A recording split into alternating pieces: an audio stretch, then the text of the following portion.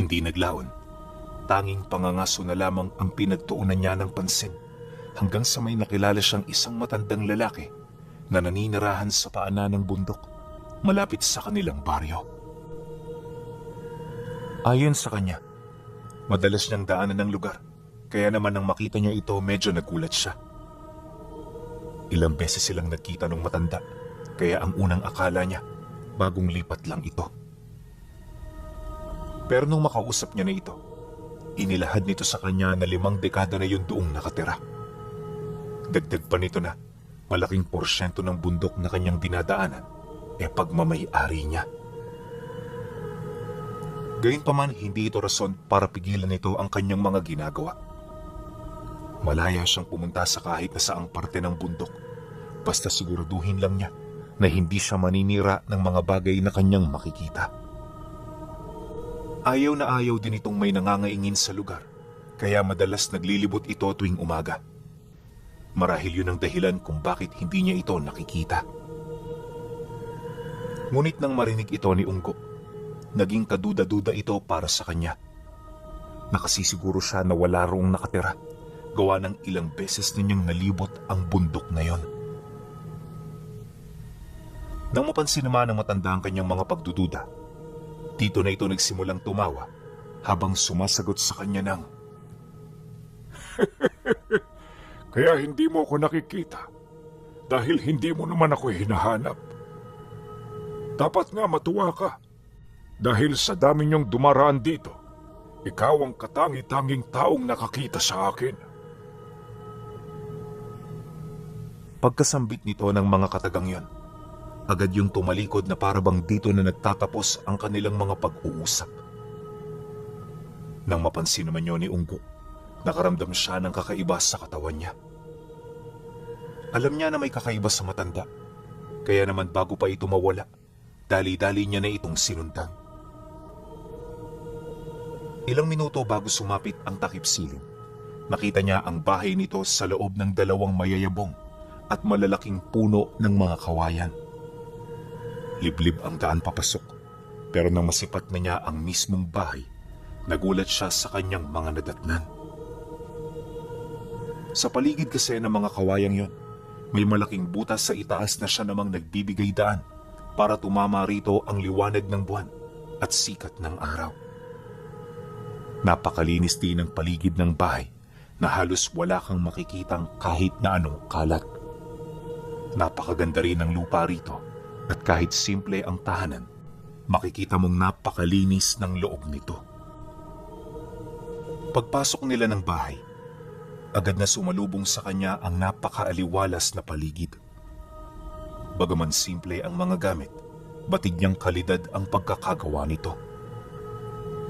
Ramdam na ramdam din niya ang katahimikan sa bawat sulok, indikasyon na walang bahid ng kasamaan ang matandang yon. Matapos naman niya itong masilayan, kampante siyang umupo sa lumang upuan na nasa sala. Habang naghihintay, wala siyang ibang ginawa kundi ang pagmasda ng mga lumang litratong nasa dingding ng tahanan. At sa kanyang pagmamasid, dito niya napagtanto na meron din palang dating pamilya ang matanda. Ang nakakapagtaka lang, bakit umabot sa puntong nag-iisa na lamang ito?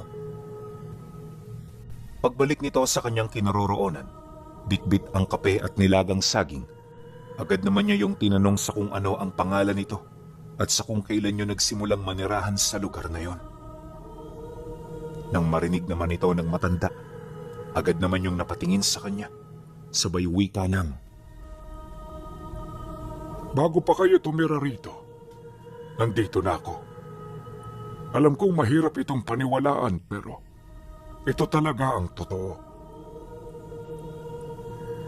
Dagdag pa nito na, Talyong ang kanyang pangalan, ang kilalang nagbabantay sa lahat ng kabundukan ng Cordillera. Mariin din itong inilahad na hindi siya pangkaraniwang bantay ng mga kabundukan dahil meron siyang direktang kaugnayan sa mga bathalang naninirahan dito. Pagkarinig niya sa sinabi nito, bahagya siyang napahinto sa pag-inom ng kape. Sa puntong yun, unti-unti na namang nanumbalik sa kanyang wisyo ang paniniwalang matagal na niyang nakalimutan. Hindi siya makapaniwala sa mga sinabi nito. Pero may kung ano sa kanyang wisyo ang nagsasabing ito ay totoo. Sa pagpapatuloy ng kanilang pag-uusap, dito niya nakilala ang 3 diwatang sinasabi ng matandang may kaugnayan siya. Kabilang sa mga ito ang diwatang Amalon, ang naghahari sa ilalim ng lupa. Sumunod dito ang bathalang Subasko, ang Panginoon ng ulang nagbibigay buhay sa lahat ng nilalang na nasa bundok. At ang ikatlo, ang diwatang si Amunawi, ang reyna ng mga batis at matatandang puno na nagsisilbing pundasyon ng Cordillera. Bawat isa sa mga diwata, may mahalagang ambag upang manatili ang tatag ng mga kabundukan. Kabilang din ang mga nilalang sa mga matataas na antas, kaya naman sa kabila ng dami ng mga banta, walang kahit na sino ang may kakayahang kumontra sa pamamahala nila. Nabanggit din ng matanda na kaya nagkaroon ng bantay ang mga kabundukan ay dahil sa mga nilalang ng kaliwa na gabi-gabi ritong gumagala para maghanap ng karagdagang karga. Yon ang tinutugis ni Talyong upang mapanatili ang kaligtasan ng lugar. Pagkarinig naman niya sa sinabi nito, dali-dali naman siyang sumagot dito ng, "Hindi ba't malalakas sa mga diwatang sinasabi mo? Bakit hindi na lang sila ang pagbantayin mo?" Hindi ganyan ang trabaho ng mga diwata, Unggo. May mas matindi silang trabaho na kinakaharap. Kaya mga ganitong maliliit na banta, hinahayaan na lamang nila sa kanilang mga napili. Yan ang rason kung bakit umiira lang mga katulad ko. Dagdag pa nito na, maging ang kanilang pagkikita ay kinalulugdan din ng mga bathala.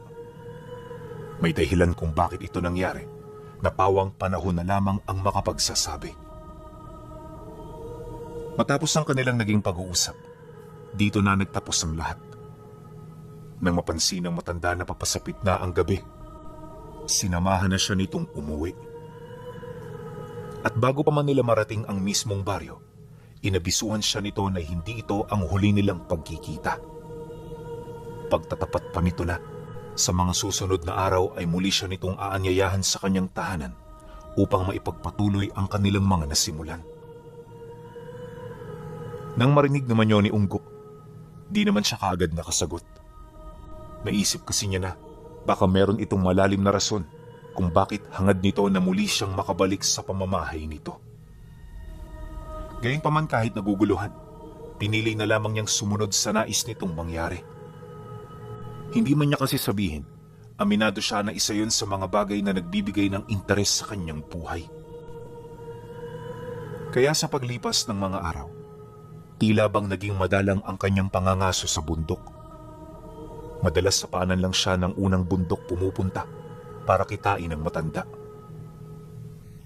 At sa loob ng 2 linggo, wala silang ibang pinagkaabalahan kundi ang mag-usap ukol sa batas ng mga diwata at sa pamamalakad ng mga ito. Ngunit habang tumatagal, hindi niya maipagkakaila na unti-unti na rin siyang nagkakaroon ng pagdududa ukol dito.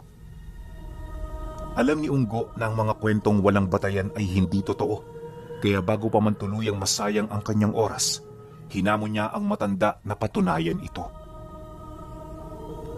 Nang malaman ito ni Tandang Talyong, nagulat siya nang hindi ito umurong sa kanyang hamon. At sa pagsapit ng huling araw ng buwan, inanyayahan siya nito na muling bumisita, pero sa pagkakataong yun, gabi siya rito pupunta. Dahil sa sinabi nito, medyo nakaramdam siya ng kilabot. Alam niya na hindi nagbibiro ang matanda, kaya posibleng totoo ang lahat ng mga sinasabi nito. Matapos ang naging pag-uusap, ilang araw din siyang hindi nakatulog. Paulit-ulit niyang naaalala ang mga pinag-usapan nila na para bang may kutob siyang may mangyayaring hindi maganda. Kaya naman sa pagtungtong ng araw ng napag-usapan, medyo nanghihina na noon ang kanyang katawan. Parang may sakit man, di siya umurong sa kanilang napag-usapan. Ayon sa kanya, bandang 6:00 na ng gabi nang makarating siya sa bahay nito. Pagpasok niya sa kawayanan, agad niyang nakita si Tandang Talyong na naghihintay sa labas ng bahay. May dala-dala itong dalawang mahabang sulo na gawa sa purong kawayan. Nakasuot din yun ng salakot. Tapos sa likod nito, merong nakasabit na malalim na bayong. Sa itsura ng matanda mukhang mga ngaso ito, pero hindi niya mawari kung anong uri ng hayop ang kukunin nito. Paglapit naman niya, agad siya nitong inabutan ng sulo. Pagkatapos, dito na sila umusad patungo sa tuktok ng bundok. Habang binabagtas nila ang daan, napag-alaman niya na 8 bundok ang kanilang tatawirin noong mismong gabi. Ayon kay Tandang Talyong, wala namang banta ng mga aswang sa mga lugar na malapit sa baryo, pero ibang usapan na yung mga bundok na malalayo. Doon kasi dumaraan ang mga nilalang dahil naniniwala ito, malayo sa lugar na yon ang nagbabantay ng kabundukan. Kaya naman kahit may katandaan na, obligado siyang gabi-gabing maglakbay ng ganoong kalalayong distansya. Pagkasambit nito ng mga kataga, agad naman niyang napansin ang 2 lubid na naroon sa magkabilang binti nito. Hindi yun kagaya ng mga ordinaryong lubid pinuno dahil sa bawat paghakbang ng matanda, naglalabas ito ng dilaw na liwanag. Ganon din ang nangyayari sa mga suot nitong pulseras at singsing. Kaya nang masipat niya ito, dito na siya nagsimulang mag-isip ng kung ano. Dala ng kuryosidad, naglakas loob siyang tanungin ng matanda ukol dito. Nang marinig nito ang kanyang sinabi, masaya lang naman itong napasipat sa kanya habang sumasagot ng, Yan ang aking mga karga. Dahil sa kanila kaya nagkaroon ako ng lakas na makipaglaban sa mga aswang na sinasabi ko sa iyo. Balang araw magkakaroon ka rin ito. Yun ay kung karapat dapat ka. Matapos naman itong makapag-uwi ka, nagpatuloy na ang kanilang pag-usad. Ilang oras pa ang lumipas, nakaramdam na siya ng matinding pagod. Gustong-gusto niya na noong magpahinga pero kapansin-pansin ang pagpapatuloy ng matanda na para bang hindi man lang ito nakakaramdam ng kahit ano. Kaya naman bago pa siya mahimatay, dito na siya nagdesisyong kausapin ito. Teka lang, Tandang Talyong, sandali. Hindi ba tayo magpapahinga? Pagod na ako kanina pa eh. Wika niya rito habang hinihingal. Nang marinig naman ito ang kanyang sinabi, agad naman yung huminto, sabay tungo sa lugar kung saan siya napalupasay. Paglapit ni Tandang Talyong, kumuha ito ng hamog sa mga dahon, sabay pinainom ito sa kanya. Paglagok niya rito, laking gulat na lamang niya nang mawala ang lahat ng pagod na nararamdaman niya. Kapag nakaramdam ka ng pagod, alam mo na kung ano ang gagawin. May basbas ng mga bathala ang ating lakad, Unggo. Kaya hindi nila tayo pababayaan. Magmula noong narinig niya ito, minsan hindi na siya nakaramdam ng pagod. Kaya naman bago sumapit ang 2:00 ng madaling araw, narating na nila ang pang-8 bundok kung saan nila nakita ang mga aswang na lumilipad papalapit. Nang masipat naman yun ng matanda, agad yung itinuro sa kanya, dahilan para matakot siya. Bukod sa unang beses siyang makasilay ng ganoong nilalang, batid din niyang napakababangis ng mga ito, buhat sa kakaiba nitong wangis at anyo. Akala niya pagmamasdan lang nila ang mga ito, pero makalipas pa ang ilang minuto, laking gulat na lamang niya nang abutan siya ng sundang ng matanda. Inabisuhan din siyang sumunod sa kilos nito upang hindi sila magkalayo. Dagdag pa nito na, hindi nila papatayin ang mga nilalang na yon dahil sa haharap pa ito sa paglilitis mula sa mga tagapayo ng bathalang si Subasco. Nang marinig naman niya ang tungkol dito, napalunok lang naman siya ng laway habang tumatango. Sa puntong yun naniniwala siya na para makauwi ng ligtas sa bahay nila, kailangan niyang sundin ang bawat utos ng matanda. Maya-maya pa, nang maihanda na nila ang mga kinakailangan, dali-dali naman nilang tinahak ang daan. Kahit may edad na si Tandang Talyong, pakiramdam niya binata pa rin yung taong sinusundan niya. Bukod sa napakabilis nito, napakaliksa rin ang pangangatawan nito. Ayon sa kanya, may mga pagkakataon na muntik-muntika na itong mawala sa paningin niya dahil sa sukal ng dinadaanan nila. Mabuti na lang, nakikita niya pa rin ito kahit papaano at nagagawa niya pa rin yung masundan. Hindi naglaon. Pagdating nila sa lambak malapit sa paanan ng susunod na bundok, dito niya na nasilayan ng matanda. Nakaharap na ang mga nilalang na nasa panig ng kaliwa. Mula sa malayo, inakala niyang mga ordinaryong taong mga ito. Pero habang naglalakad siya papalapit, dito niya na napapansin ang kakaiba sa kanilang mga anyo. Paglalarawan niya rito, para yung tao kung titingnan. Pero kapansin-pansin ang mga kakaiba sa kanilang mga katawan. Nakita rin niya ng malapitan ang pagkumpas ng mga pakpak nito na merong mga matatalas na kuko sa bawat dulo. Pag-atungal ng mga nilalang, bigla nitong sinunggaban si Tandang Talyong. Ngunit imbis na masindak ang matanda, buong tapang niya itong sinalubong hanggang sa magpang-abot na sila. Akala noon ni Unggo, walang darating na tulong. Pero makalipas lamang ang 10 minuto, biglang umulan ng napakalakas na sinabayan ng malalakas na simoy ng hangin. Dahil sa pangyayari, kung kaya't kahit gustong lumipad ng mga aswang, hindi nila ito magawa-gawa. Gayunpaman, kahit wala ng kapasidad ang mga ito na madagit ang matanda, ipinagpatuloy nila ang pag-atake rito hanggang sa masugatan na nila ito. Ang kaso lang, nang mapatras na itong si Tandang Talyong, biglang inula ng malalakas na kidlat ang mga nilalang. Hindi sila nito tinantanan hanggat hindi yun bumaon sa kanilang mga katawan. Dahil sa pangyayari, kung kaya't di na nagkaroon ng pagkakataon ang mga nilalang na makalabas sa ganoong sitwasyon. Bago pa man kasi nila yun mailagan, tumama na sa kanila ang libu-libong kidlat na bumaba sa kalangitan. Dahil sa pangyayaring yun, para itong natusta kaagad at kalaunay naging abo dahil sa pagkakaagnas nila. At sa pagkamatay ng mga nilalang, tsaka pa lamang unti-unting bumalik ang katahimikan sa buong paligid. Nang mapansin naman ito ni Unggo, dali-dali naman siyang lumapit sa matanda.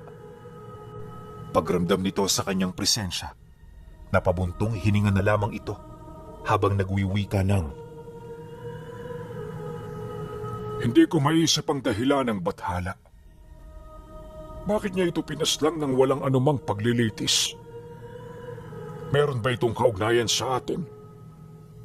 Naramdaman ba niyang nanganib ang buhay ko habang nakikipaglaban sa mga ito? Kailangan natin siyang makita. Unggo, iho, kunin mo ang ating mga gamit. Bilisan mo. Nang marinig niya ang sinabi nito, hindi na siya nagkaroon pa ng pagkakataon na makasagot. Takang-taka man sa ipinapagawa ng matanda, pilit niya itong sinunod hanggang sa makarating sila sa bundok kung saan nagkalat ang mga punong animoy humihigop ng kidlat. Ayon sa kanya, nasa lugar na yon may liwanag na nananalaytay sa bawat puno na nagpapabukod tangi sa kanila.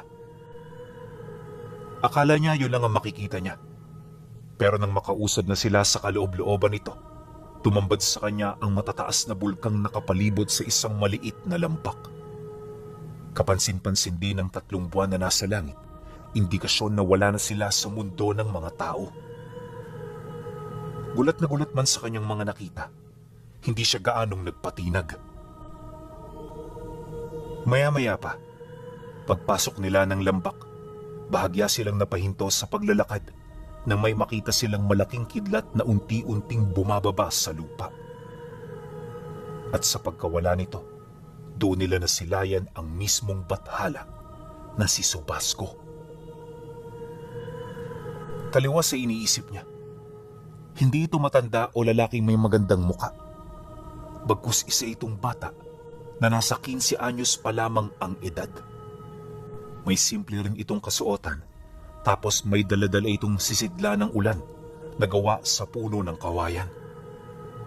May pakpak din ng mga paa nito, tapos malaginto ang kulay ng mahaba nitong buhok. Paglapit naman ng bathala sa kanila, agad na nagbigay galang si Tandang Talyong.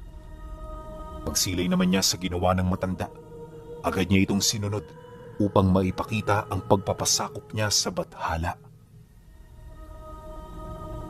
Ilang minuto pa ang lumipas. Matapos nilang makapagbigay ng respeto, dahan-dahan na silang naupo sa lupa para pakinggan ang mga sasabihin nito.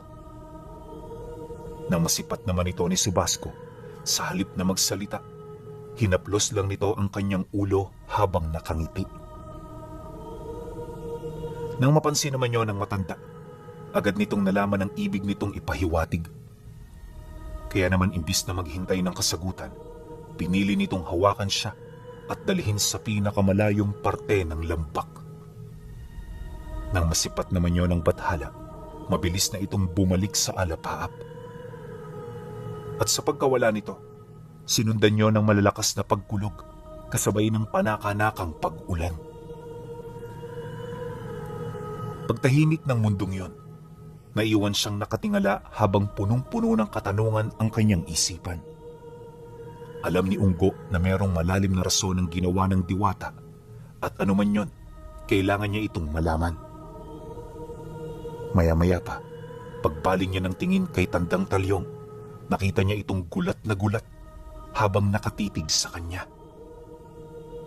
Ilang beses na rin niya noong tinanong ang matanda, pero tila bang nawalan ito ng kapasidad na makapagsalita. Kaya naman sa halip na magpumilit, minabuti niyang hintayin na lamang ito.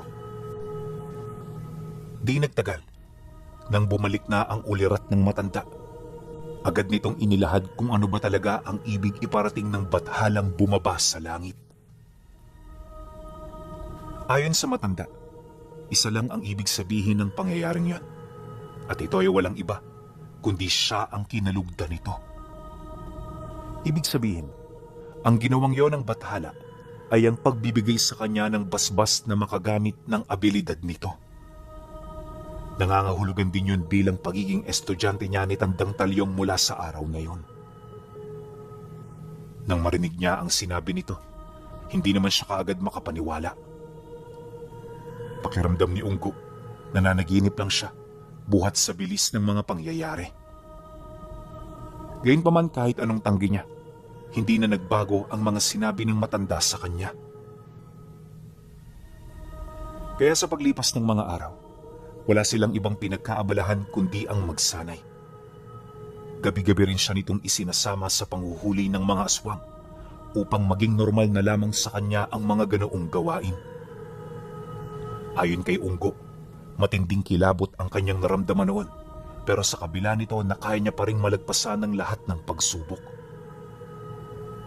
Kaya pagkaraan lamang ng 6 na buwan, napakalayo na niya sa dati niyang pagkatao.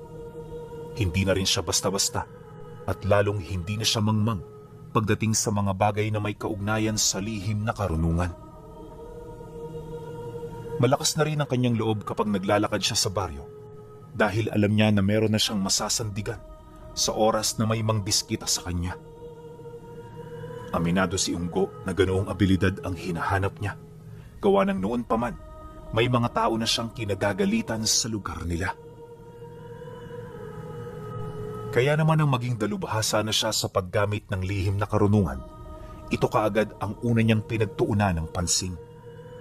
Tutol man si Tandang Talyon sa ibig niyang mangyari, wala itong nagawa para siya ay pigilan.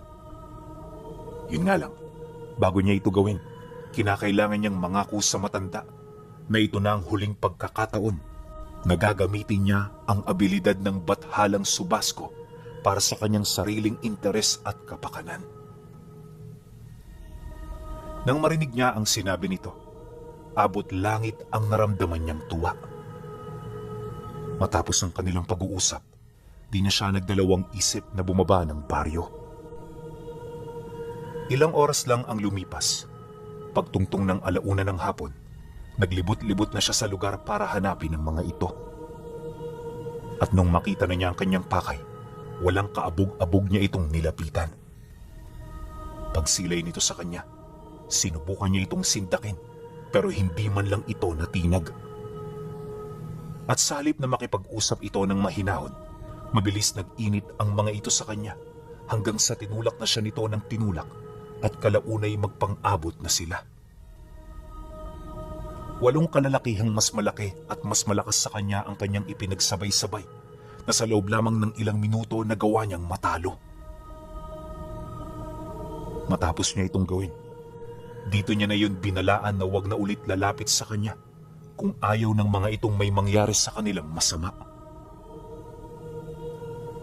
Pagkasambit niya ng mga kataga, agad siyang bumalik sa kanilang tahanan. Akala niya nung una, sapat na ang ginawa niya. Pero ang hindi niya alam, kabilang pala sa mga ito ang pamilya ng mga antingerong nabubuhay sa pagnanakaw ng karga ng ibang tao.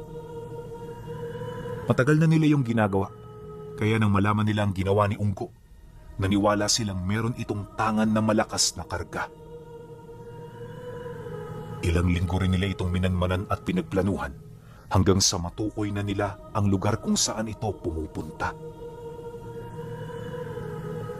Isang gabi, matapos ang pagdakip nila sa mga gabunang napadpad sa mga kabundukan, bigla na lamang silang tinambangan ng 2 kalalakihang may takip ang muka. Pagsilay dito ni Tandang Talyong, agad naman itong pinagtulungan ng matanda hanggang sa mapabagsak na nila ito sa lupa. Dahil sa pangyayari, nagmamadali namang umatras itong si Unggo habang nagtataas ng bakod at puder sa katawan. Pagkarinig naman ng mga individual sa kanyang ginawa, dali-dali naman siya nitong pinalibutan habang hawak-hawak ang kanilang mga punyal.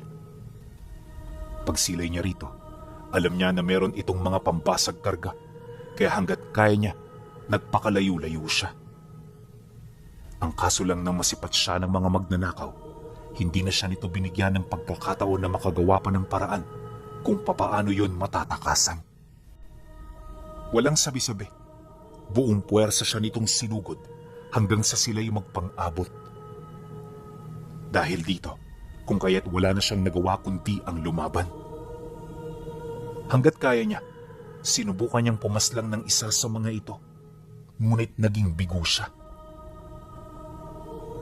Bukod kasi sa meron yung mga kalasag pangontra sa mutya niya, tila bang malalim na rin ang karanasan ng mga ito pagdating sa pakikipaglaban sa mga kapwa nito antingero. Kaya naman sa loob ng ilang minutong pakikipaglaban, hindi niya maipagkakaila na nagagawa na siya nitong mapangibabawan hanggang sa maigapos na ng mga ito ang kanyang mga kamay at binti. Pagbagsak ni Unggo sa lupa, walang habas na siya nitong pinagugugulpe dahilan ng unti-unting pagdilim ng kanyang paningin. At nung mawala na ang kanyang ulirat, isang milagro ang nangyari. Nang akmang tatapusin na siya ng mga kalaban niya, muling bumagsak ang makapal na kidlat na agad na tumama sa katawan ng lahat ng antingerong nagtangka sa buhay nila. Sa sobrang lakas nito, ilang segundong hindi nakakilos ang mga antingero hanggang sa makita niya ang mga asul na asong sumasakmal sa mga ito. Dali-dali itong dinarag sa kawalan ng mga nilalang hanggang sa maglaho na ito na parang bula. At pagkatapos ng mga pangyayaring yon, bumalik ang katahimikan sa paligid. Maya-maya pa, bumalik na rin ang ulirat ni Tandang Talyong kasabay ng pagliwanag ng mga karga nitong nanakaw sa kanya. Pagtayo naman ito, agad siya nitong tinulungan upang makabalik na sa bahay nito. Dumaan ang mga araw, hindi na muna sila pumunta sa kung saan-saan upang magmasid at makiramdam. May kutob kasi sila na panimula pa lang ang pangyayaring yon, kaya hindi malabo na ito ay masundan. Ngunit sa kasamaang palad, hindi na ito nangyari. Huli na rin ang malaman nila na pinangingilaga na pala sila ng mga antingerong nagnanakaw ng mga karga.